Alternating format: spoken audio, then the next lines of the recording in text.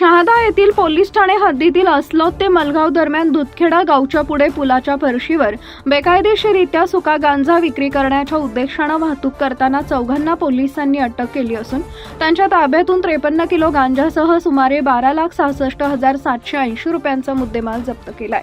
27 जून रोजी रात्री 11 वाजेच्या सुमारास अस्लोद ते मलगाव दरम्यान दुधखेडा गावच्या पुढे पुलाच्या फरशीवर सार्वजनिक जागी गुजाऱ्या मनसाराम पावरा राहणार सटीपाणी जामजिरा तालुका शिरपूर, शिवदास वीरसिंग पावरा राहणार गधडदेव तालुका शिरपूर, गणेश वीरसिंग पावरा राहणार गधडदेव, नंदीलाल रोहिदास पावरा राहणार अंबाफाटा तालुका शिरपूर हे विनापरवाना बेकायदेशीररित्या सुका गांजा कब्जात बाळगून त्यांच्या ताब्यातील मोटरसायकलवर विक्री करण्याच्या उद्देशाने वाहतूक करताना मिळून आले।